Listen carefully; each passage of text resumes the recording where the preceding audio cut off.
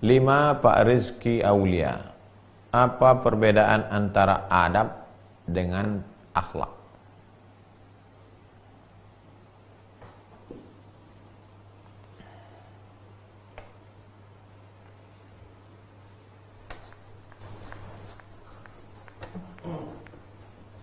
Kemarin sudah kita bahas akhlak. Sekarang kenapa dibahas adab lagi? Di mana posisinya? Akhlak di bawah. Kalau hitungannya ke atas, akhlak di bawah. Habis akhlak, adab.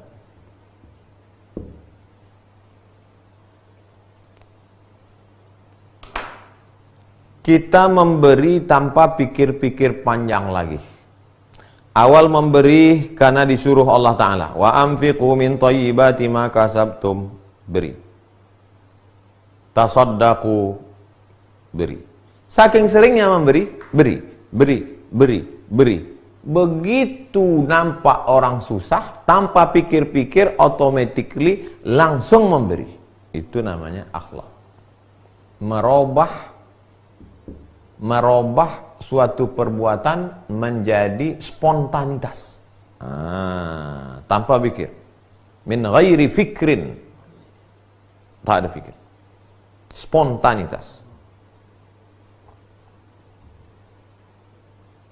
Sedangkan adab lebih halus daripada itu, halus, detail, kecil. Nah, itu tadi yang kita kaji-kaji, kecil.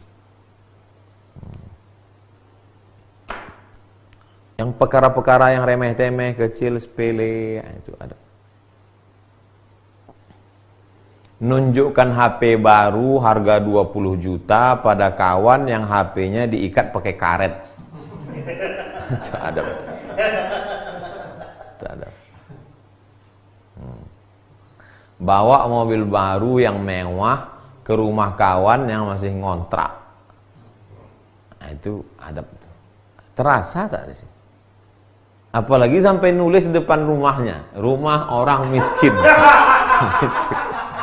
Ini bukan masalah halal haram. Ini bukan masalah halal haram. Ini cerita bukan masalah halal haram. Kenapa kau tulis? Mana dalilnya haram? Saya mau bantu kok, bukan masalah halal haram. Ini masalah halus, dia kecil.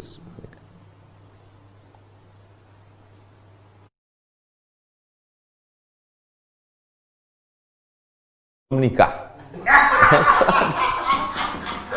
Adab.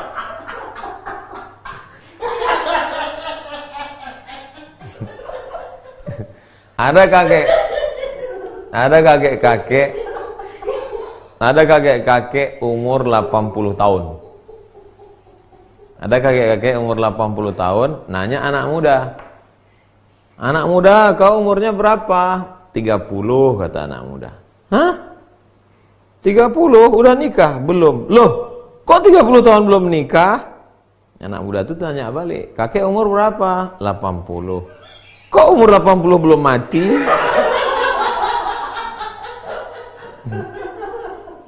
Karena kita tak tahu dia 30 belum nikah itu mungkin sebab ekonomi. Mungkin dia jaga emaknya. Mungkin dia mikirkan adik-adiknya. Banyak faktor. Jadi jaga perasaan hati orang. Itu bedanya Pak Rizky Aulian. Tuh besok musafir kita bahas. Jamaah, kita bahas pertanyaan jamaah. Pertama Pak Gibran. Ustadz, sekarang ini marak arisan perlengkapan rumah tangga. Ada juga arisan keluarga. Ada Ustadz menyampaikan kalau arisan itu sedang mengajarkan berutang. Mohon penjelasannya Pak Ustadz.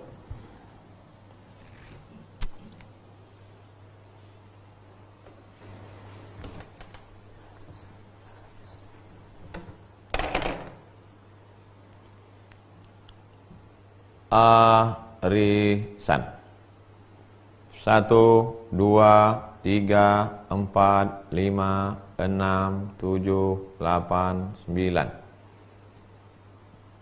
Masing-masing mengumpulkan duit 10. Masing-masing mengumpulkan duit 100 ribu. 100 ribu. 100 ribu. 100.000.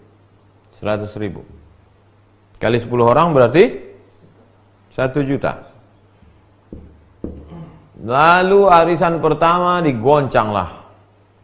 Goncang nama, keluarlah duit tadi. Yang narik nomor 7. Maka 7 mendapat 1 juta. Berpindahnya duit si 1, 2, 3, 4, 5 ke nomor 7 itu akadnya apa? Hutang. Semua benda ini ada akadnya. Apakah akadnya gadai? Apakah akadnya pinjam? Apakah akadnya mudharabah bagi hasil? Akadnya hutang. Ini rela mereka ini hutang, cuman tidak ditentukan kapan dia dapatnya, melalui undian digoncang. Kita goncang ya, pup. Oh kalau gitu arisan kita jangan duit lah. Terus apa? Panci, apa, kulkas, segala sama benda juga, tapi akadnya adalah hutang. Boleh nih Pak Ustadz? Boleh dengan syarat. Apa syaratnya? Semuanya siap membayar. Jangan sampai dapat nomor 7 habis itu tak ada datang lagi. Mana nomor 7? Entah, hilang. Berarti dia hanya ikut sekali. Berarti berapa utang dia? 900.000. 900.000 tak bayar. Apalagi benda-benda. Diutang pula rice cooker. Sekali tak bayar, cabut, pindah. Makan haram, makan tempat masak haram. Nauzubillah. Begitu akadnya. Akadnya adalah akad utang. Dari Pak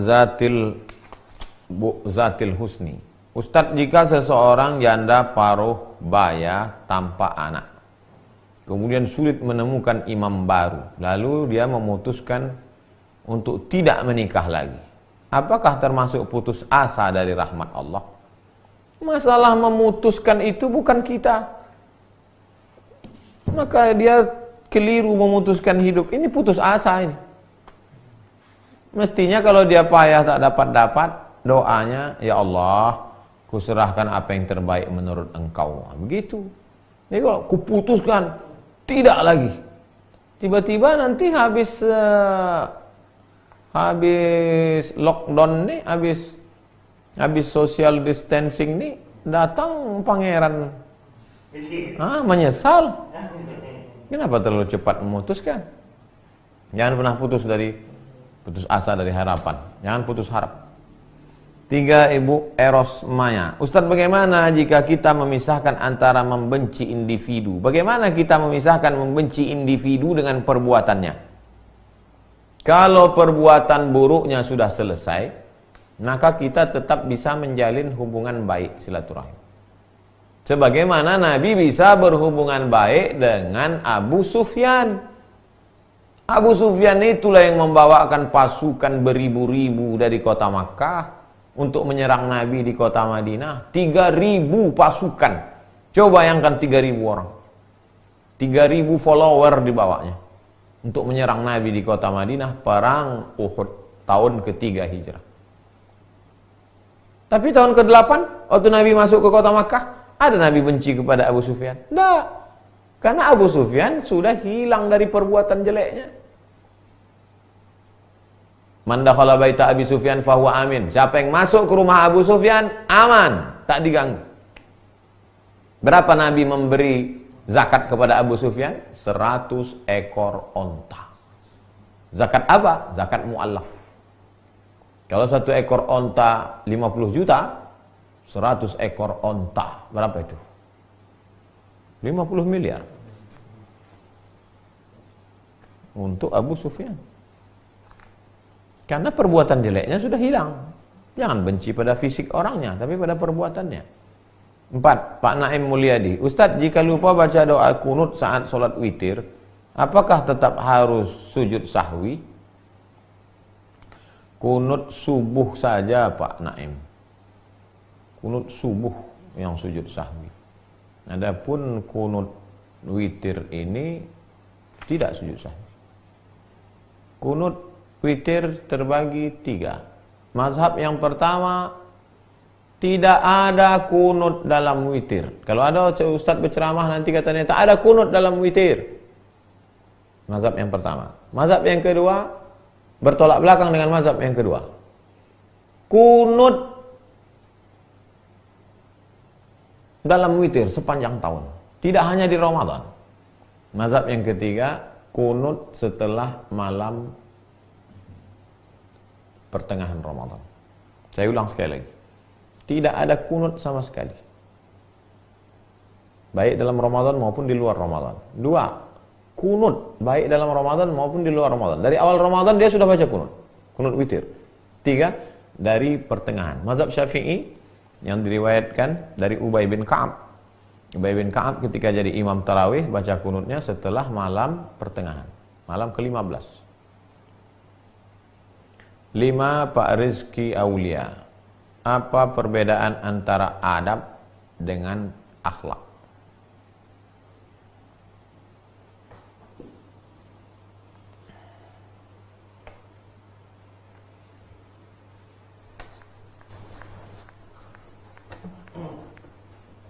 Kemarin sudah kita bahas akhlak.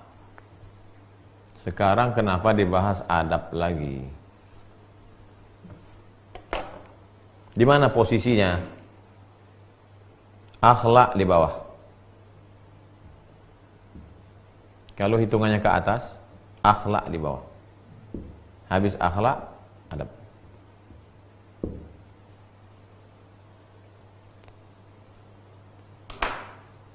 Kita memberi tanpa pikir-pikir panjang lagi. Awal memberi karena disuruh Allah Ta'ala. Wa anfiqu min thayyibati ma kasabtum. Beri. Tasaddaqu. Beri. Saking seringnya memberi, beri. Begitu nampak orang susah, tanpa pikir-pikir, automatically langsung memberi. Itu namanya akhlak. Merubah suatu perbuatan menjadi spontanitas, tanpa pikir, min ghairi fikrin, tak ada pikir, spontanitas. Sedangkan adab lebih halus daripada itu, halus, detail, kecil. Nah, itu tadi yang kita kaji-kaji, kecil. Yang perkara-perkara yang remeh-temeh, kecil, sepele, itu ada. Nunjukkan HP baru harga 20 juta pada kawan yang HP-nya diikat pakai karet. Itu ada. Itu ada. Bawa mobil baru yang mewah ke rumah kawan yang masih ngontrak. Nah, itu ada. Terasa tak sih? Apalagi sampai nulis di depan rumahnya, rumah orang miskin. Ini bukan masalah halal haram. Ini bukan masalah halal haram. Ini bukan masalah halal haram. Kenapa kau tulis? Mana dalilnya haram? Saya mau bantu kok, bukan masalah halal haram. Ini masalah halus, dia kecil.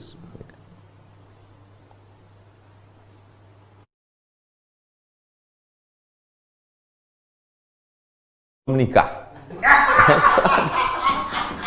Adab.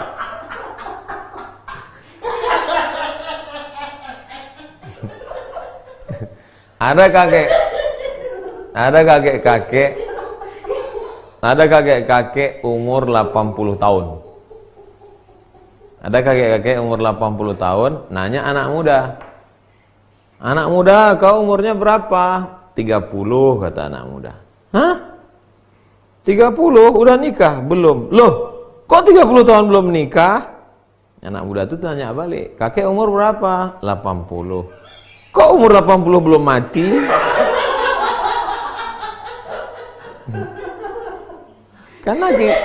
Karena kita tak tahu dia 30 belum nikah itu mungkin sebab ekonomi, mungkin dia jaga emaknya, mungkin dia mikirkan adik-adiknya, banyak faktor. Jadi jaga perasaan hati orang.